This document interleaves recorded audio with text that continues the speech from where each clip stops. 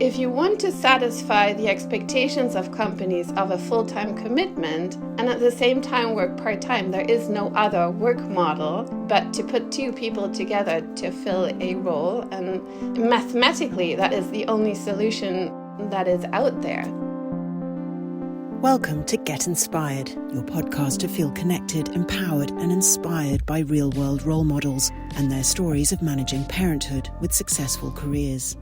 Our guest today is entrepreneur Dr. Nina Gillmann, who has set up a job agency with a difference. She helps career women find the right person to share their jobs so that they can accept those high-powered positions on a part-time basis by working in tandem with someone else. The host of this podcast is Ricarda Engelmeyer, founder of MyCollective. I'll hand over to her now to introduce Nina properly and kick off the conversation. Nina, welcome to MyCollective. It's so good to have you here. Just a short introduction to you. Your background is in consulting at McKinsey, and you've then set up TWISE. You're working on new work solution and basically focusing on Tandem solution, which is what I hope we can talk about today. And for us here at MyCollective, we're very much focusing on parental leave. The question of how parental leave can actually be seen as a career booster and how the return back on the career track is possible. So a lot of our participants and our members actually look for innovative working models once they're returning. And I remember that sometime back, 2-3 years back when we met, you had told me about a parental tandem solution that you had been working on. But from then on, it has evolved. So I'm really excited to hear a little bit more about what you guys are up to at TWISE now, and maybe also to hear a little bit how it all came about and how it all started. Well, first of all, thanks for having me. I'm very excited. Sorry, I have a bit of a cold, so I sound a bit nasal. What was the start? It was really when my family and I, we had spent a couple of years in the US. Unconsciously, my husband and I both got very used to a very mixed workforce, and not just at the entry level, but at all career levels really. And we didn't notice until we came back to our own home country, and both of us experienced something that, with hindsight, we call our monoculture shock when we came back, because management in Germany looked very white and very male. And that was a moment in time where I really wondered, why? Why is Germany so different from the US? And I looked into the statistics because I wanted to know, is it just my personal impression? I studied statistics and econometrics at university. So the first thing you learn in the first lecture is just because you have an impression, it doesn't mean it's necessarily statistically significant. I had a very similar situation when I came back from India after 7 years and saw the same without having a background in statistics. Yeah, but I mean, I'm a numbers girl. I worked at McKinsey for more than 10 years, and you kind of, even if you don't want to be a numbers girl, you turn into a numbers girl. So anyways, I looked into the numbers, and the moment where I decided not to go back to McKinsey or find another job maybe outside of McKinsey was when I saw the numbers in the EU ranking of the female quota in leadership positions. And Germany then was, of the 28 countries in the European Union, Germany was second last. So we were just a notch better than Cyprus. And I hope not to offend anyone. Maybe someone is from Cyprus, but I would dare you to consider that, when you promote one person into the board level in Cyprus, it probably jumps from being the last to being the first, because how many companies are in Cyprus? I mean, give me a break. So the biggest company and what we call the lead economy in the European Union is one of the last countries in terms of female quota and leadership positions. So that was a moment where I have 2 boys, I have 2 girls, and my husband and I, we both decided that, we would, because it's an investment, you basically decide not to earn any money for a very long time. So I decided to start TWISE. Which stands for, it's an abbreviation, it's an artificial term for twice wise. So that means double smart. Translating from English to English doesn't work, I just realized. So you get the concept, but the idea is that if this is a work system where 80% of all women become mothers at some point in their life, and 75% of women who have their first child decide to work part-time. So they quit their full-time jobs, and that's just what it is in Germany. And the numbers in other countries are a bit different, but those are the numbers in Germany. They're very stable. They increase with every child. So if you have a second child, a third child, the quota of women working part-time goes from 75% to over 80%. So this is a real mass phenomena. It's not a niche problem, but it is the one systemic issue that we have. And if we want to reach 50-50 gender parity in leadership positions, we cannot shun this issue, and we can work on gender discrimination as much as we want, and we need to work on that, don't get me wrong. But if we don't tackle this work-life integration issue, Germany is not going anywhere. Yeah, and you're right, it's a systemic sort of change. I mean, we just recently had Professor Almedinger with us in an impulse session, and she was always saying, if you go part-time or if you stay out of work for quite some time, it's not a private sort of decision. It's an actual systemic decision. It's a political decision. So you're right. This is a whole system that is working towards part-time. So is Tandem then the solution for that? It's not a solution for everyone. But if on the one hand, you have a work system where part-time does, you plateau your career on a certain level if you're lucky and don't get demoted when you're part-time. I mean, we have so many stories by now from the women in our talent pool, is that a lot of times it's not, you don't park yourself on a certain level, but you get demoted, and all of a sudden you do jobs that are frustrating and intellectually not challenging anymore, right? I mean, we all know stories like that, and we know hundreds of these stories. So when we have a system that penalizes part-time, and on the other hand, we have expectations when you become a leader in a company to commit yourself full-time.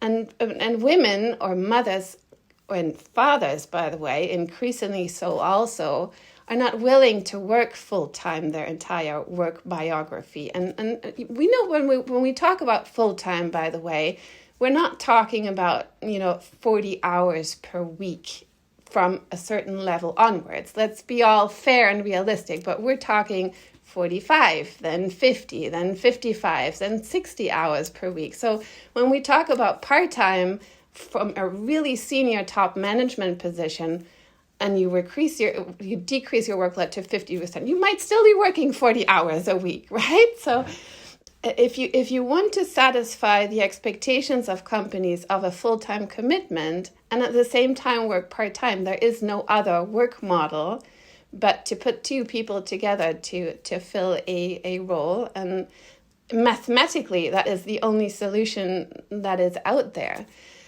Mm-hmm. And I know that a lot of people say, especially the new work folks out there, they talk a lot about, how a 4-day week should really be the norm and how part-time leadership is possible. Yes, it is possible sometimes, but let's face it, sometimes it's not. And if it's solely for the cultural obstacles that go against that.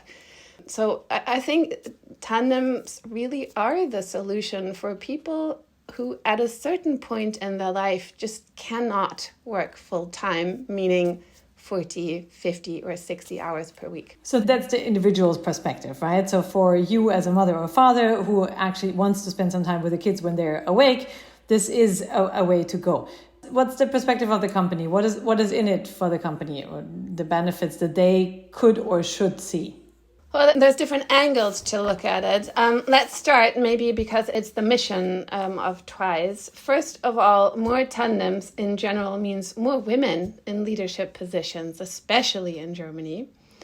And we know that mixed teams perform better than homogeneous teams. That is another proven fact, and all of these diversity debates is always brought on the table. But can I say, actually, it's not just mixed teams perform better. Actually, teams with more women perform better. And can I say why? Because no one talks about the why. You know, everyone looks at these studies, the McKinsey's and BCG studies, where it says, companies with more female quota in leadership positions, they have higher profits, et cetera, et cetera. No one talks about the why. And it's so interesting to know the why. The why is this. On average, women are more empathetic than men. And empathy, that is the glue that makes a group of individual people into a high-performing team. And we know this because there's a research group at the MIT, it's called the Center for Collective Intelligence. They've been studying what makes some teams perform better than other teams for 15 years. And essentially the answer is more women is better. So I just want to say, if you put 10 brilliant people without empathy into a group, it will be the worst performing team. Because you need this empathetic glue to bring all perspectives to the table, to harness the different ideas and to find the best solution. And women, and I'm not saying genetically this is so, it is just because we as girls, we have been trained to be more empathetic. We have been applauded when we react empathetically, whereas with boys, it's quite a different story, and we all know that. And to this day, this persists. I'm not saying this is something that will be like this forever. I hope not. I'm trying to raise 2 empathetic sons, but it's not easy when the rest of the world out there and, tells them they're not real boys when they're being empathetic, right? Mm. Yeah, it's really interesting because we talk a lot about empathy in our trainings where we basically try to understand what kind of parenting skills you learn as a mother or a father during that time and how you can convert them into leadership skills. And empathy is the main one. And we always say, the question is, how can a screaming baby teach you active listening skills? And with those, you can actually increase your level of empathy in your job when you are back at work. So I actually think you're right. It's men also have the same empathy level, but they can't, or they don't show it that much, or they don't develop it even further as maybe a caregiver in the family start to get parental leave, I would say. I mean, that's just one aspect. So what I wanted to say, you were asking, how do companies benefit from Tandem? So one of them is Tandems lead to more women. Women make companies more successful. It's just a very simple equation. How else do companies benefit from Tandems? Tandems are more agile because you have more wiggle room. You have 4 legs, 4 eyes. Tandems are more innovative. They're even more productive. So I want to say this clearly because we have a study out there with the University of Heilbronn, because when we pitch with companies, there's always this counter argument, but it's too expensive. We don't have the budget for that. And what we want to show with this study, when you as a company decide to invest a whole work day deliberately as overlap between 2 tandem partners so that they have time to brainstorm together, to problem solve together, to challenge each other, you get that investment back and more. So what we want to say is quantitatively, if you invest 100% FTE into a tandem position, which is what we recommend, because when you have 120%, you have 1 day overlap. Mm-hmm. You get the equivalent, and this is what we want to show with the study, you get the equivalent of 140 or even 150% productivity back. And the drivers of this productivity increase is that we know from multiple studies that people in part-time are more productive in the remainder of their time. Because it makes sense. They have more breaks. They're not mentally as exhausted as a full-time person, et cetera, et cetera. So every study shows this. So at least every individual in a tandem is already 10% more productive at a minimum. So that alone is worth it. But then you have 2 people working together without fear. Right? And what happens when 2 people have the same interests, they trust each other, and they have no fear? This is where the synergies happen in a tandem. And that's where we are arguing it goes from 120% productivity to maybe even 150. So it's an economic no-brainer to have tandems. And one company recently asked me, Frau Gillmann, can you explain why we fill any vacancy with 1 single person? And my answer to this was, I don't understand it. It makes no economic sense. I'm convinced already before you even started talking, but now I'm even more convinced. But There are a couple of myths out there, right? So let me put them out straight. You talked about trust between the two people. There's a lot of people who say if there's no trust, if there's conflict, what they're about sort of more communication efforts. A lot of people are saying it's basically a solution that only is made for moms, or it's too expensive because you were saying 120% FTE, basically you pay 20% more. And then if the whole thing doesn't work out, you basically lose two people. So can we put the business case in again? You were saying you're a numbers girl. I would love to see or to hear the actual numbers. Where is the business case for a company? So I think I just crushed the business case because I just explained that, you invest 120% and you get 150 back. So that's the business case. The tandem alone is a business case. Most people think of the tandem being an investment, but they reap the returns from somewhere else. It's employer branding benefits. It's attracting more diverse talent. It's a retention hack for part-time talent, etc., etc.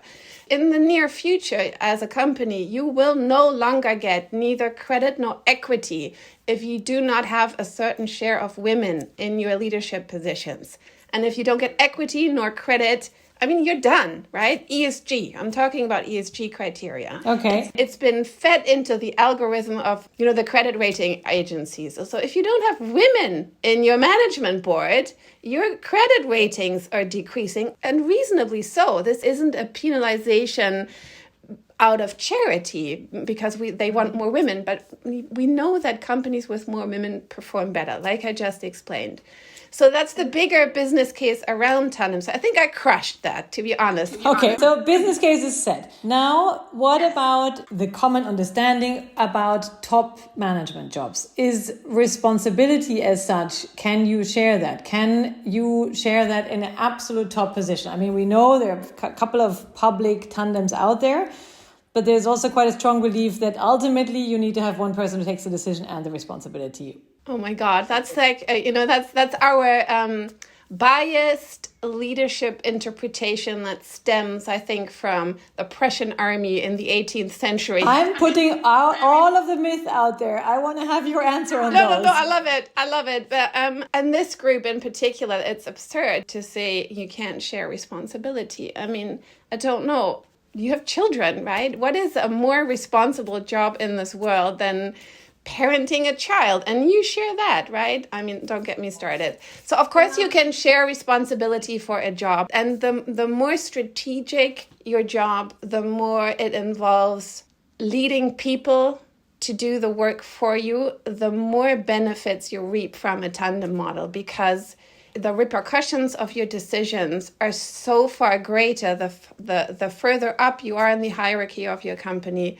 So the further up you are, the more sense it makes to have four eyes to consider a decision, to get a second opinion. And not a second opinion, by the way, by your peer who loves to see you go down, right? But someone who's genuinely interested in making the right decision because they are also vested in this role and the success of this role. So that is my answer to for what roles is a tandem suitable. And I love how you were weaving in that parenting actually is a boot camp for being able to work as a tandem. Can I ask one more question? So let's say I'm on parental leave. I want to come back. I want to have a tandem. How do I find the right partner? So there's a couple of options. You can find it in your own company. That's difficult when you don't have a company that already has a talent pool of people who are potentially interested in joining a tandem, right? You have to kind of, maybe wear a sign, and while you walk, like in your Zoom sessions, so looking for a tandem partner. But you can look internally. Yes, maybe you know a colleague. The problem with looking internally when it's not a systematic approach yet in your company is that you as a young mother, you talk a lot to other people in the same family situations. And a lot of the tandems that have found each other opportunistically, like I'm describing this, is two mothers in exact the same situation. They depend on 24/7 daycare for their child or children. And that is a tandem that Monica and I really try to avoid, we prefer two different mothers from different cohorts, or maybe one person who doesn't have a care issue at all. So someone who's a little bit more stable for emergency situations. And you know, and if you're with a first child and you go through the first winter with daycare, good luck with your tandem not being sick at the same time, right? I mean, it just doesn't work, really. So we prefer a mom with small children and a mom with older children, or a dad with older children, or a person who doesn't actually have any, it's not triggered by family, but maybe a person who writes a book or wants to start his or her own company, or a person who, I don't know, just wants to play more golf or whatever, right? So because that person then, you know, is a stable emergency anchor for the tandem.